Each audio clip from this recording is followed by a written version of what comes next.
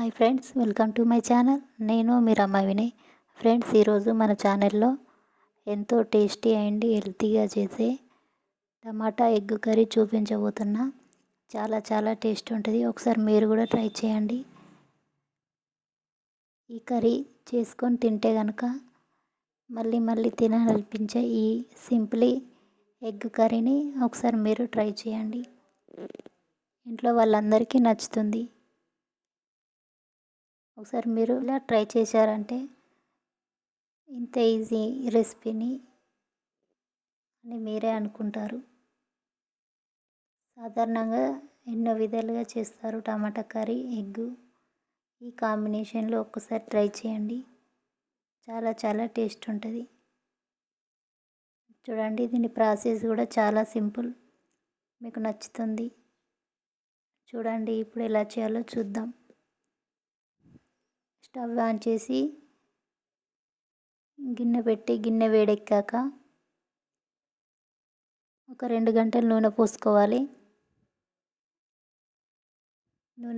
నూనె పోసుకొని నూనె వేడెక్కాక ముందుగా కట్ చేసి పెట్టుకున్న పచ్చిమిర్చి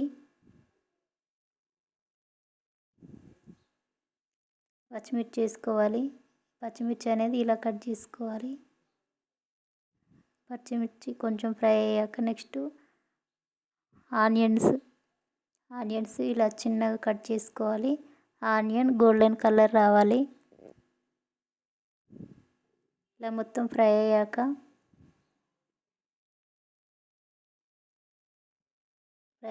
నెక్స్ట్ ఇందులో ఒక స్పూన్ పసుపు వేసుకోవాలి. అల్లం వెల్లుల్లి పేస్ట్ ఫ్రెష్గా దంచింది వేసుకోవాలి.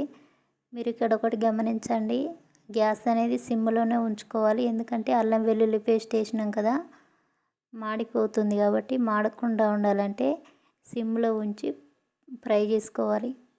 నెక్స్ట్ టమాటాలు వేసుకోండి.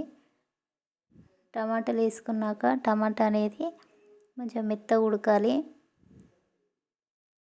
టమాటాలను వేసి ఒకసారి కలపండి. ఇలా కలుపుకున్నాక మూత పెట్టాలి. మూత పెట్టి మధ్యలో కలుపుతూ ఉండాలి.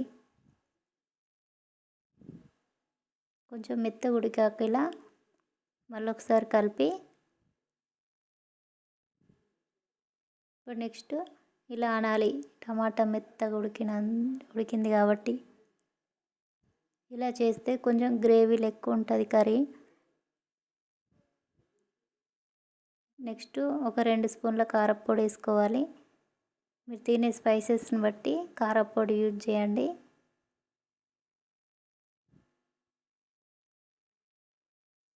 కారప్పొడి వేసుకున్నాక ఉప్పు వేసుకోవాలి. 1 స్పూన్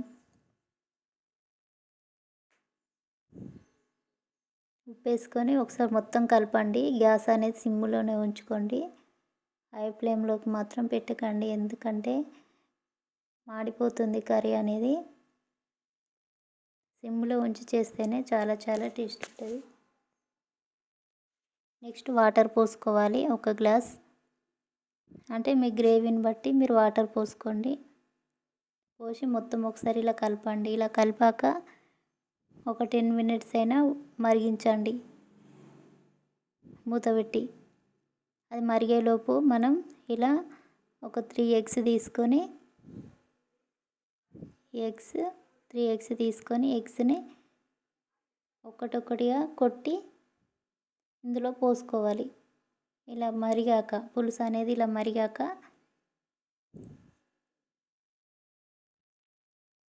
ఇలా తీసుకున్న ఎగ్ని ఇందులో పోసుకోవాలి వేరుగా.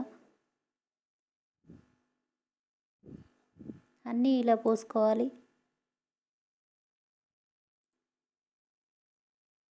చూడండి, ఇలా 3 ఎగ్స్ ఇలా పోసాక సిమ్లోనే ఉంచాలి. గ్యాస్ని హై ఫ్లేమ్లో పెట్టకూడదు. అలా అయితేనే ఎగ్ మంచిగా ఉడుకుతుంది లోపల కూడా. ఇప్పుడు మూత పెట్టండి. మూత పెట్టి ఒక 15 మినిట్స్ తీసి ఇలా లాస్ట్లో ఉడికాక గరం మసాలా వేసుకోండి. వేసుకొని మొత్తం ఒకసారి ఇలా కలపండి. చూడండి, ఇలా గరం మసాలా ఇవన్నీ వేసాక ఒక 5 మినిట్స్ పక్కన ఉంచాక నెక్స్ట్ కొత్తిమీర వేసుకోండి. మసాలా అనేది ఎగ్గుకు పట్టాలి కనుక ఇట్లా కొత్తిమీర వేసాక ఒక 10 మినిట్స్ సిమ్లో ఉడికించండి మూత పెట్టి. ఓకే అండి, కర్రీ కంప్లీట్ అయింది. మీరు కూడా ట్రై చేయండి. అన్నంలోకైనా చపాతీలోకైనా చాలా చాలా బాగుంటుంది. ఒకసారి మీరు ఇలా ట్రై చేయండి, చాలా చాలా బాగుంటుంది.